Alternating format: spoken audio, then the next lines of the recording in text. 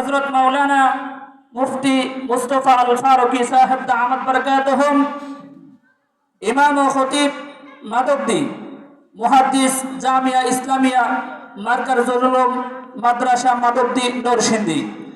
প্রিয় এলাকাবাসী, আপনাদেরকে বলবো, এখনো যারা অধিক সেদিক ঘোরাফেরা করতেছেন, এখনো যারা বাড়িতে বসে আছেন, আপনারা অতি তাড়াতাড়ি প্যান্ডেলে চলে আসেন।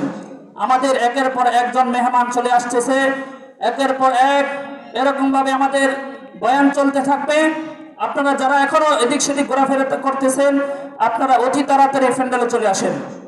প্রিয় উপস্থিতি, এই পর্যায়ে আপনাদের সামনে গুরুত্বপূর্ণ তাকরীর পেশ করবেন মুফতি মুস্তাফা আল ফারুকী সাহেব দামাত বরকাতুহুম।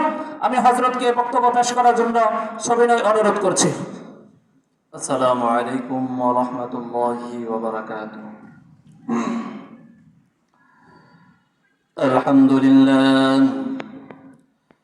আলহামদুলিল্লাহিল্লাযী হাদানা লিল ইসলাম الذي نزل القرآن هدى للناس وبينات من الهدى والفرقان وخلق الإنسان وكرمه وعلمه من البيان ما لم يعلم فسبحان الذي لا يحصى امتنانه باللسان ولا بالقلم وأشهد أن لا إله إلا الله وحده لا شريك له وأشهد أن سيدنا وسندنا وحبيبنا وطبيبنا وطبيب قلوبنا ومولانا محمدا عبده ورسوله الذي أرسله الله تعالى بالحق بشيرا ونذيرا وداعيا إلى الله بإذنه وسراجا وقمرا منيرا.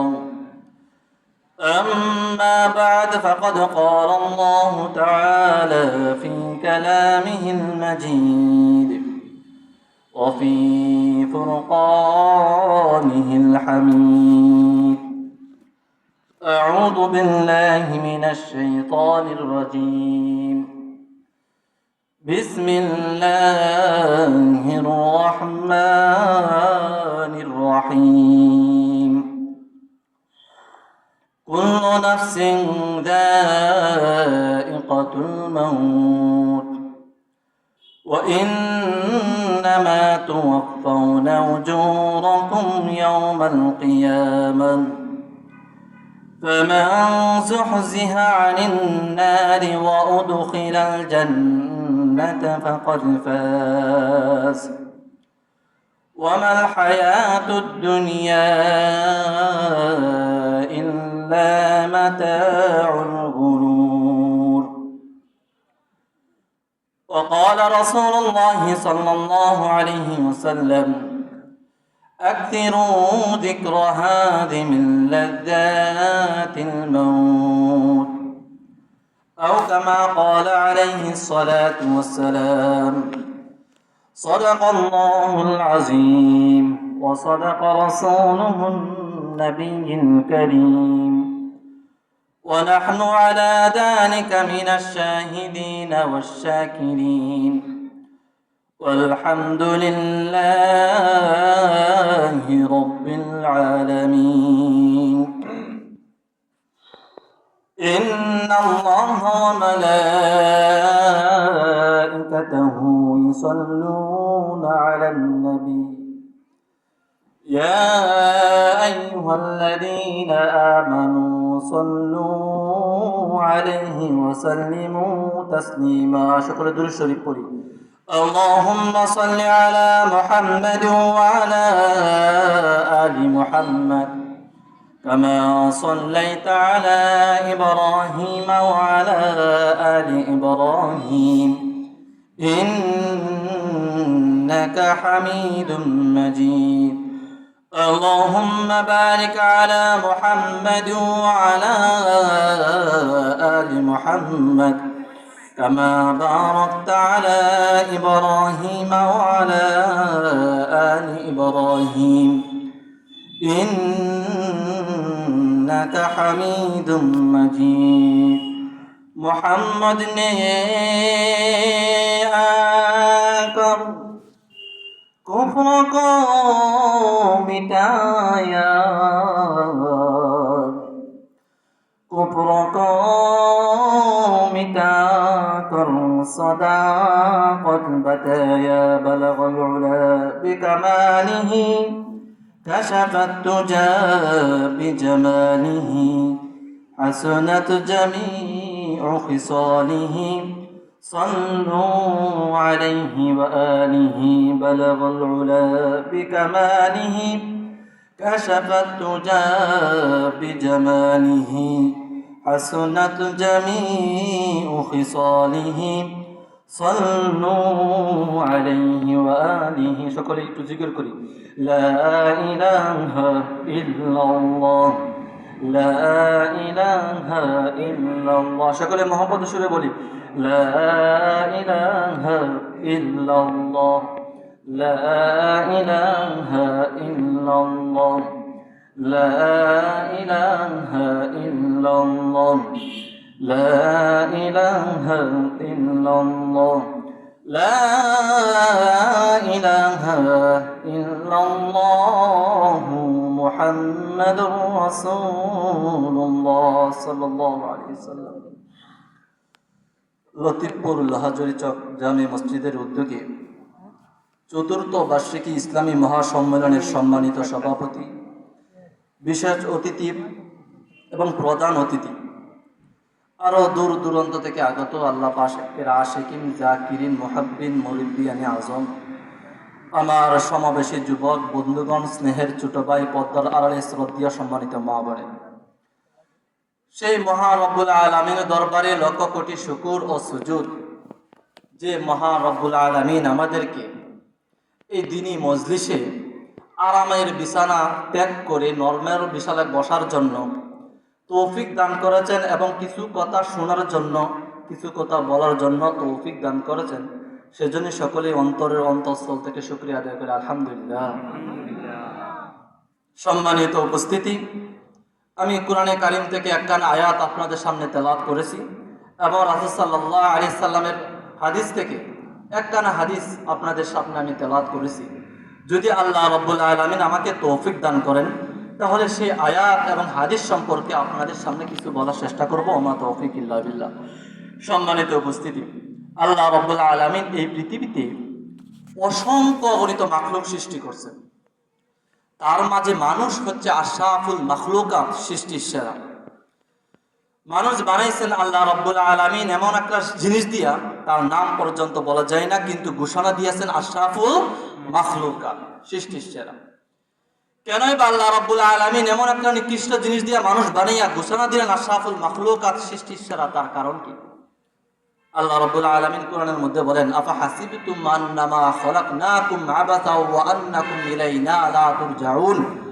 হে মানুষ, আমি আল্লাহ কি তোমাদেরকে অনার্থক অকারণে তোমাদের নিজ নিজ প্রয়োজনে বানাইছি?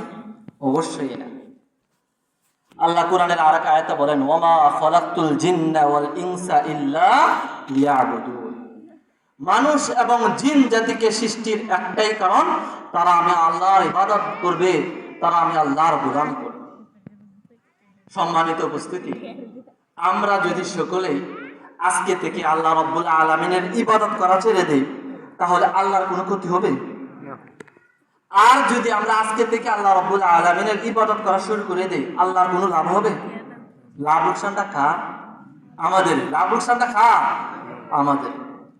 আল্লাহ রাব্বুল আলামিন বলেন, যে ব্যক্তি নিজের জীবনকে আমার মানুষ মোতাবেক পরিচালনা করবে, এই পৃথিবীর মতো বড় বড় 10টা পৃথিবী একত্র করলে যত বড় হবে তত বড় একটা তাকে জান্নাত দেওয়া হবে। সুবহানাল্লাহ। এই জন্য আমাদের টার্গেট থাকতে হবে, পৃথিবীতে আমাদের টাকার জায়গা নয়, আমরা থাকতে পারবো না। আপনাদের এই এলাকাতে, এই অঞ্চলে অনেক মানুষ ছিল, আজকে তারা নাই। বর্তমান আমরা আছি, ভবিষ্যতে আমরাও থাকবো। এই জন্য কোন এক কবি বলেন, এই বাড়িতে বাস করেছে অনেকজন, তারাও গেছে, তুমিও যাইবা, থাকবে না কেউ বেশি করে। সুতরাং আমরা অতীতে ছিলাম কই, বর্তমানে আছি কই, ভবিষ্যতে যাব কই, এই চিন্তা যদি আমাদের জীবনে না থাকে, তাহলে প্রত্যেকের জীবনে আযাব আর গজব নামার সম্ভাবনা রয়েছে। কুরআনের মধ্যে বলেন, কুল্লু মান আলাইহা ফান ওয়া ইয়াবকা ওয়াজহু রাব্বিকা যুল জালালি ওয়াল ইকরাম। এই পৃথিবীতে যা কিছু আছে সব কিছুর ধ্বংস আছে, সব কিছুর ধ্বংস আছে, সব কিছুর কি আছে? মৃত্যু আছে। কিন্তু মৃত্যু না একমাত্র কার? আমার আল্লাহ রাব্বুল আলামিন। এবার আসুন, আল্লাহ রাব্বুল আলামিনের পক্ষ থেকে আপনি আমার জন্য যতটুকু হায়াত নির্ধারণ করে দেওয়া হয়েছে, সেই হায়াতের সীমা যেদিন শেষ হবে, আজরাইল আমার আপনার সামনে যেদিন উপস্থিত হবে, আল্লাহ রাসূল সাল্লাল্লাহু আলাইহি সাল্লাম বলেন, সেই ব্যক্তি যদি ঈমানদার হয়, নেককার হয়, তাহলে তাকে নিতে আসবে 500 রহমতের ফেরেশতা। কন্যা সুবহানাল্লাহ। আর যদি সেই ব্যক্তি বেঈমান, কাফের, নাফরমান হয়, তাহলে তাকে নিতে আসবে 500 গজবের ফেরেশতা। কন্যা নাউজুবিল্লাহ। আজরাইল যেদিন আমাকে চাপ দিয়া ধরবে, কণ্ঠনালী পর্যন্ত যেদিন রূহ বাইর হয়ে আসবে, সেদিন কিন্তু দুনিয়ার কোনো শক্তি আমাকে আপনাকে রক্ষা করতে পারবে না। এমনকি যাকে আজরাইল ধরে বড় বড় আওয়াজ দেয়, বড় বড় হুঙ্কার দেয়, আসো কি কোনো দুনিয়ার বীর বাহাদুর আজকে আমার হাত থেকে এই আব্দুল করিম, আব্দুর রহিমকে রক্ষা করতে? সেই আওয়াজটা আমরা শুনতে পাই না, যাকে ধরে সে শুনতে পায়। আসো কি কোনো দুনিয়ার বীর বাহাদুর আজকে আমার হাত থেকে এই আব্দুল করিম, আব্দুর রহিমকে রক্ষা করতে? পারবেন রক্ষা করতে? আর যদি আমরা সকলে এই দিকটা চতুর্দিক দিয়ে ঘুরে থাকি, আর মাঝখানে যদি সেই মুমূর্ষু ব্যক্তিকে রাখি, আর যদি বলে আজরাইল এখানে নাজিল হতে দেওয়া হবে না, পারবেন কি আপনি রাখতে? এমনকি যাকে আজরাইল ধরে সেই ব্যক্তিও বলে, হে আজরাইল, আমার এই এলাকায় যত স্থাবর, যত অস্থাবর আমার সম্পত্তি আছে, সবগুলো তুমি নিয়ে যাও, এর বিনিময়ে তুমি আমাকে রেখে যাও। আজরাইল বলে, তুই দুনিয়াতে অনেক জ্বালাইছিস, মানুষের উপর অন্যায়, অবিচার, জুলুম, নির্যাতন, কত ধরনের কত কিছু করছিস, আজকে তোকে ছাড়াছাড়ি নাই। তারপর আবার বলে, হে আজরাইল, আমার এই গ্রামে, আমার এই গ্রাম সহ, এই থানা সহ, এই জেলা সহ সব কিছু নিয়ে যাও, এর বিনিময়ে তুমি আমাকে রেখে যাও। আজরাইল তারপরও ছাড়ে না। তারপরে আবার বলে, হে আজরাইল, আমার এই বাংলাদেশ সহ তাম দুনিয়া নিয়ে যাও, এর বিনিময়ে তুমি আমাকে রেখে যাও। আজরাইল তারপরও ছাড়ে না, দমক দিয়ে বলে, তুমরা ইনজিহিকাল্লাহ, আজকে সব কিছু ছেড়ে দিলেও তোমাকে ছাড়াছাড়ি নাই। এবার আসুন, আজরাইল যেদিন আমার রূহ নিতে আসবে, যেদিন আমার প্রাণ পাখি বের করে নিতে আসবে, সেদিন কি মৃত্যুর যন্ত্রণা, সাকরাতের কষ্ট হবে কিনা? আর কথা বলেন, হবে কিনা? শুধু আমরা কেন, যত নবী আল্লাহ দুনিয়াতে পাঠাইছেন, যত পয়গম্বর আল্লাহ দুনিয়াতে পাঠাইছেন, কোন নবী, কোন পয়গম্বর মৃত্যুর যন্ত্রণা থেকে রেহাই পায় না। যেমন হযরত ঈসা আলাইহিস সালামের যুগে, আল্লাহর নবী হযরত ঈসা আলাইহিস সালামের যুগে ওনার গোত্রের লোকেরা ওনাকে নবী হিসাবে মানে না।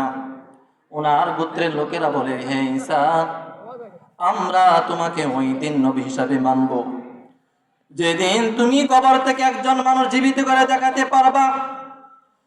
এই কথা তাদের বলার কারণ হলো, আল্লাহর নবী ঈসা আলাইহিস সালাম কবর থেকে কোনোদিন মানুষ জীবিত করে দেখাতে পারবে না, আর তারাও তা কোনোদিন নবী হিসাবে মানবে না।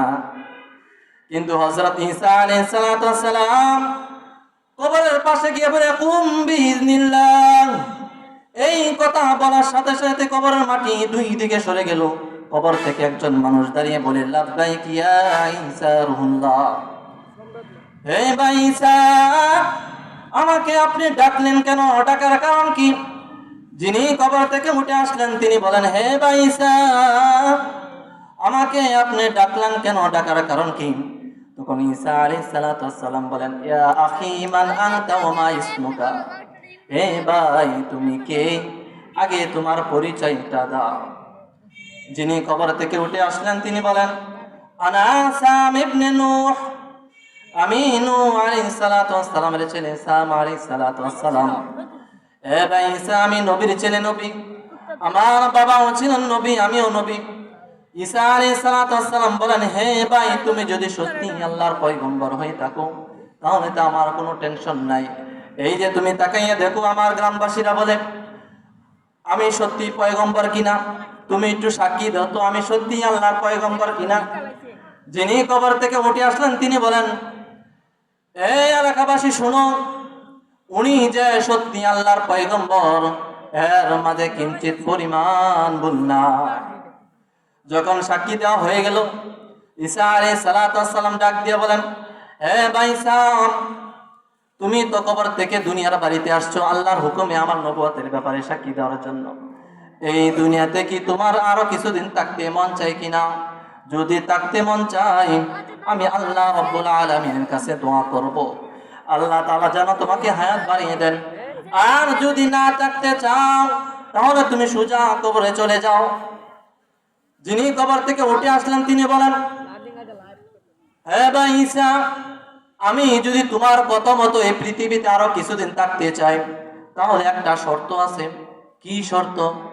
শর্তটা হলো, এখন যে আমার রুহুর দেহের ভিতরে একটা রুহু আছে, সেই রুহুটা নেওয়ার জন্য আবার আজরাইল আসবে কিনা।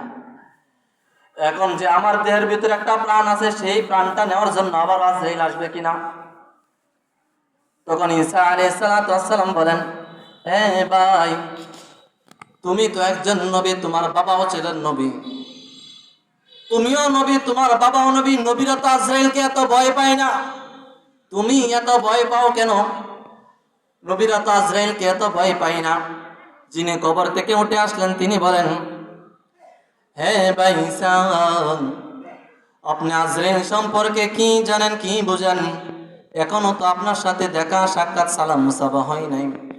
ও ভাই ঈসা, আপনি জানেননি আজ থেকে 4000 বছর আগে আমার দেহ থেকে রুহটা বের করা হয়েছে, আমার দেহ থেকে প্রাণ পাখিটা বের করা হয়েছে। আজ পর্যন্ত আমি সাম মৃত্যুর যন্ত্রণা বলতে পারি না। এক বছর নয়, 2 বছর নয়, 400 বছর নয়, 4000 বছর আগে একজন নবীর রূহ বের করা হয়েছে। 4000 বছর পরে উনি বলে আমি মৃত্যুর যন্ত্রণা বলতে পারি নাই। তাহলে আমরা যারা এখানে আছি আমাদের কি অবস্থাটা হবে? আমরা তো নবীর রাসূল নাতি হতেও না, তাহলে আমাদের কি অবস্থাটা? এবার আসুন আমাদের নবীর ব্যাপারে একটু শুনে আসি। যিনি সমস্ত নবীদের নবী, তামাম দুনিয়ার নবী, সমস্ত মাখলুকের নবী, সেই পয়গম্বর মৃত্যুর সময় কি পরিমাণ যে বুক করছেন কষ্ট, সেই ঘটনা একটু আমরা শুনে আসি। আল্লাহর নবী কয়েকদিন যাবত অসুস্থ। নবীর মাথার মধ্যে প্রচন্ড ব্যথা, নবীর বুকের মধ্যে প্রচন্ড ব্যথা। হযরত আয়েশা রাদিয়াল্লাহু তাআলা আনহা ডাক দিয়া বলেন, পৃথিবীর মানুষেরা রে, আল্লাহর নবী কয়েকদিন যাবত অসুস্থ, নবীর মাথার মধ্যে প্রচন্ড ব্যথা, নবীর বুকের মধ্যে প্রচন্ড ব্যথা। এমন সময় আমি আয়েশা আল্লাহর নবীর সামনে উপস্থিত হইয়া কখনো মাথার মধ্যে পানি দেই, কখনো মুখের মধ্যে পানি দেই। কেননা রাসূল বলেছেন, একজন মানুষের যখন মরণের কষ্ট আরম্ভ হবে, তাম দুনিয়ার সমস্ত পানি যদি তার মুখের মধ্যে ঢেলে দেওয়া হয়, পিপাসা কোনদিন মিটবে না। এই জন্য আমি আয়েশা বারবার আল্লাহর নবীর মাথার মধ্যে পানি দেই, মুখের মধ্যে পানি দেই। হঠাৎ করে আমি আয়েশা তাকাইয়া দেখি রে, আল্লাহর নবীর মাথা থেকে নিয়ে পায়ের তালা পর্যন্ত এমন কোন পশম নাই যে পশম থেকে ঘাম মুবারক বের হয় না। আমি আয়েশা আশ্চর্য হয়ে গেলাম, আল্লাহর নবীর যদি এই অবস্থা হয় তাহলে আমাদের সাধারণ মানুষের কি অবস্থা? আম্মা জান হযরত আয়েশা রাদিয়াল্লাহু তাআলা আনহা ডাক দিয়া বলেন, আল্লাহর নবী দুর্বল হয়ে গেছে, নবী কথা বলতে পারেন না। কিছুক্ষণ পর আমি তাকাইয়া দেখি আল্লাহর নবী বহু কষ্ট করে দরজার দিকে তাকাইয়া ডাক দিয়া বলেন, মা রে, ও মা ফাতেমা, দেখো রে মা, দরজায় দাঁড়িয়ে কে যেন বারবার ডাকতেছে আর বলতেছে অনুমতি দিবেননি ভিতরে প্রবেশ করতে। দেখো রে মা, কে সে বিশ্বনবীর ঘরে প্রবেশ করতে চায়। হযরত ফাতেমা রাদিয়াল্লাহু তাআলা আনহা দৌড় দিয়ে দরজা খুলে দিয়ে দেখলেন এমন একজন ব্যক্তি আল্লাহ নবীর ঘরের ভিতরে প্রবেশ করতে চায়, যার ঘর মাথা হলো আসমানে, পা হলো জমিনে, চোখ দিয়ে আগুন বাইর হইতেছে, যার দেহ মক্কা মদিনা কারোর সাথে তার দেহ মিল নাই, এমন আকৃতির মানুষ ফাতেমা কোনোদিনও দেখি নাই। ফাতেমা রাদিয়াল্লাহু তাআলা আনহা ভয়ে আতঙ্ক হয়ে তরতর করে কাঁপতেছে। হযরত ফাতেমা রাদিয়াল্লাহু তাআলা আনহা আল্লাহর নবীর কাছে এসে বলেন, ওগো আব্বাজান, উনি কে এসে আপনি বিশ্ব নবীর ঘরে প্রবেশ করতে চায়, যার মাথা হলো আসমানে, পা হলো জমিনে, চোখ দিয়ে আগুন বাইর হইতেছে। ওগো আব্বাজান, এমন আকৃতির মানুষ আমি ফাতেমার জিন্দেগিতে কোনোদিন দেখি নাই। ওগো আব্বাজান, উনি কে এসে আপনি বিশ্ব নবীর ঘরে প্রবেশ করতে চায়? আল্লাহ নবী যদিও দুর্বল হয়ে গেছে, নবী কথা বলতে পারেন না, বহু কষ্ট করে দরজার দিকে তাকাইয়া ডাক দিয়া বলেন, মা রে, উনি দুনিয়ার কেউ নাই রে মা, উনি হলেন হাজা মালাকুল মাউত, উনি আজরাইল গো মা। সে দুনিয়ার মানুষের সুখ শান্তি ঠিকানা কেড়ে নেয়, সে পিতার কাছ থেকে সন্তানকে কেড়ে নেয়, সে মাতার কাছ থেকে সন্তানকে কেড়ে নেয়, সে সন্তানের কাছ থেকে পিতা মাতাকে কেড়ে নেয়। সে আজরাইল গো হাজির হয়েছে। সুতরাং জানিয়ে দাও, পারমিশন দিয়ে দাও, আমি রাসূল বলেছি আমার ঘরে হাজির হওয়ার জন্য। হযরত ফাতেমা রাদিয়াল্লাহু তাআলা আনহা ডাক দিয়া বলেন, ওগো আব্বাজান, এই মুহূর্তে আজরাইল কেন হাজির হয়েছে আমার তার বুঝতে বাকি রইল না। আমার তো মনে হয় আমার আব্বাকে নিয়ে যাওয়ার জন্য এসেছে। না, অনুমতি দেব না, পারমিশন দিব না, আমি আমার আব্বাকে নিয়ে যাওয়ার জন্য অনুমতি দেব না। আল্লাহর নবী ডাক দিয়া বলেন, মা রে, আজরাইল দুনিয়া কারো ঘরে ঢোকার জন্য ঘরের মালিকের অনুমতি লাগে না, পারমিশন লাগে না। দুনিয়ার কারো ঘরে ঢোকার জন্য ঘরের মালিকের কাছ থেকে অনুমতি নিতে হয় না, সঙ্গে আল্লাহ রাব্বুল আলামিন তাকে অনুমতি দিয়ে দিয়েছেন তার ঘরে অনুমতি ছাড়া ঢোকার জন্য। আর আমি নবীকে অনুমতি দেওয়ার জন্য, আর আমি নবীকে সম্মান দেওয়ার জন্য, আমি নবীকে মর্যাদা দেওয়ার জন্য আজরাইল আমার অনুমতি ছাড়া ঘরে ঢুকতে চাই না, আমার পারমিশন ছাড়া আজরাইল আমার ঘরে ঢুকতে চাই না। ওগো মা, তুমি জানিয়ে দাও, পারমিশন দিয়ে দাও, আমি রাসূল বলেছি আমার ঘরে হাজির হওয়ার জন্য। হযরত ফাতেমা রাদিয়াল্লাহু তাআলা ডাক দিয়া বলেন, ওগো আব্বাজান, আপনি যদি দুনিয়ার বাড়ি থেকে বিদায় হয়ে যান, তাহলে আমি ফাতেমা কার কাছে যাব, কোথায় যাব?